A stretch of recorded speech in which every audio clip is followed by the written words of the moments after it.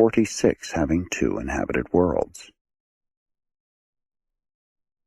The Satania system of inhabited worlds is far removed from Uversa, and that great sun cluster which functions as the physical or astronomic center of the 7th superuniverse.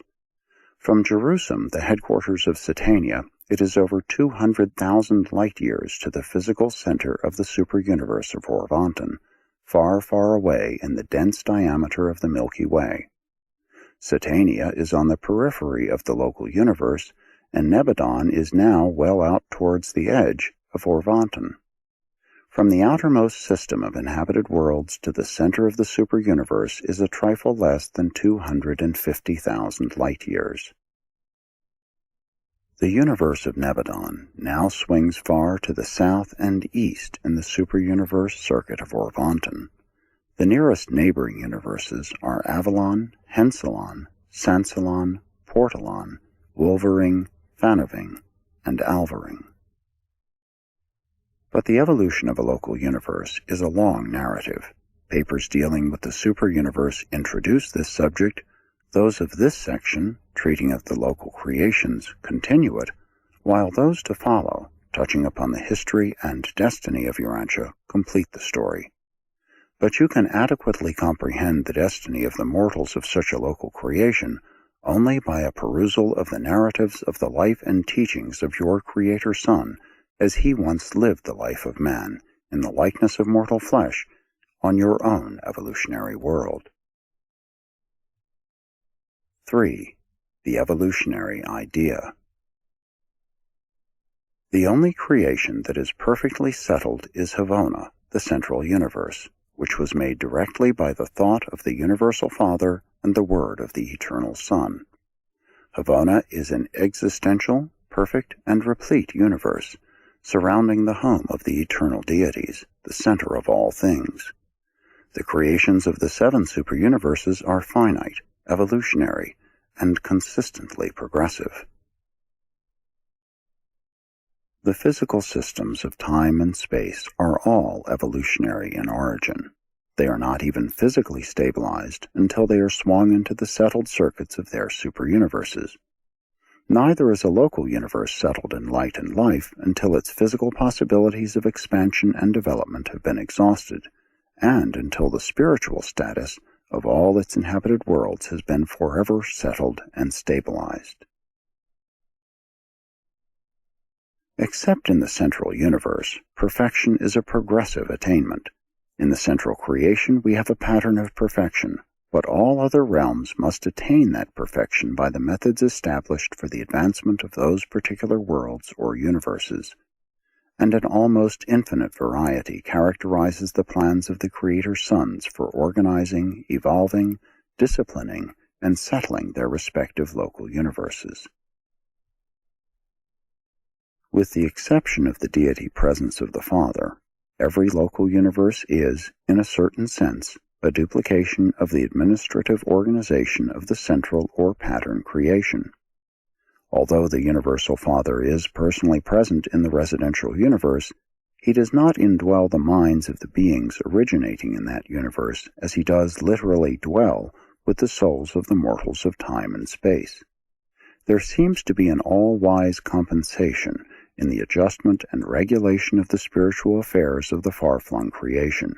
In the central universe, the Father is personally present as such, but absent in the minds of the children of that perfect creation. In the universes of space, the Father is absent in person, being represented by his sovereign sons, while he is intimately present in the minds of his mortal children, being spiritually represented by the pre-personal presence of the mystery monitors that reside in the minds of these will creatures. On the headquarters of a local universe, there reside all those creator and creative personalities who represent self-contained authority and administrative autonomy, except the personal presence of the Universal Father. In the local universe, there are to be found something of every one and some one of almost every class of intelligent beings existing in the central universe, except the Universal Father. Although the Universal Father is not personally present in a local universe, He is personally represented by its Creator's Son, sometime vicegerent of God, and subsequently supreme and sovereign ruler in his own right.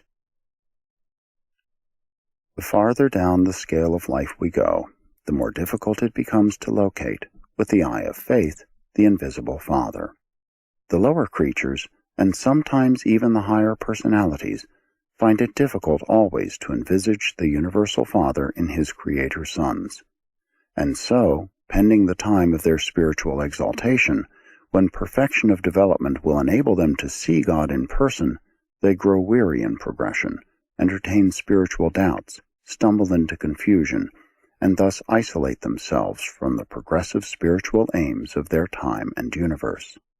In this way they lose the ability to see the Father when beholding the Creator Son.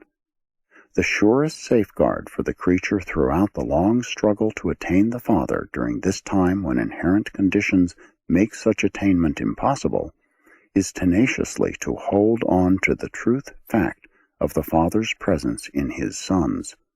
Literally and figuratively, spiritually and personally, the Father and the sons are one. It is a fact. He who has seen a Creator Son has seen the Father. The personalities of a given universe are settled and dependable at the start only in accordance with their degree of kinship to deity. When creature origin departs sufficiently far from the original and divine sources, whether we are dealing with the sons of God or the creatures of ministry belonging to the Infinite Spirit, there is an increase in the possibility of disharmony, confusion, and sometimes rebellion, sin. Excepting perfect beings of deity origin, all will creatures in the superuniverses are of evolutionary nature, beginning in lowly estate and climbing ever upward, in reality inward. Even highly spiritual personalities continue to ascend the scale of life by progressive translations from life to life and from sphere to sphere. And in the case of those who entertain the mystery monitors, there is indeed no limit to the possible heights of their spiritual ascent and universe attainment. The perfection of the creatures of time, when finally achieved, is wholly an acquirement, a bona fide personality possession. While the elements of grace are freely admixed, nevertheless, the creature attainments are the result of individual effort and actual living, personality reaction to the existing environment. The fact of animal evolutionary origin does not attach stigma to any personality in the sight of the universe, as that is the exclusive method of producing one of the two basic types of finite intelligent will creatures. When the heights of perfection and eternity are attained, all the more honor to those who began at the bottom and joyfully climbed the ladder of life round by round, and who, when they do reach the heights of glory, will have gained a personal experience which embodies an actual knowledge of every phase of life from the bottom to the top. In all this is shown the wisdom of the creators. It would be just as easy for the Universal Father to make all mortals perfect beings, to impart perfection by his divine word, but that would deprive them of the wonderful experience of the adventure and training associated with the long and gradual inward climb, an experience to be had only by those who are so fortunate as to begin at the very bottom of living existence. In the universes encircling Havona, there are provided only a sufficient number of perfect creatures to meet the need for pattern teacher guides for those who are ascending the evolutionary scale of life. The experiential nature of the evolutionary type of personality is the natural cosmic complement of the ever-perfect natures of the Paradise Havona creatures. In reality, both perfect and perfected creatures are incomplete as regards finite totality. But in the complemental association of the existentially perfect creatures of the Paradise Havona system with the experientially perfected phonalators ascending from the evolutionary universes, both types find release from inherent limitations and thus may conjointly attempt to reach the sublime heights of the ultimate of creature status. These creature transactions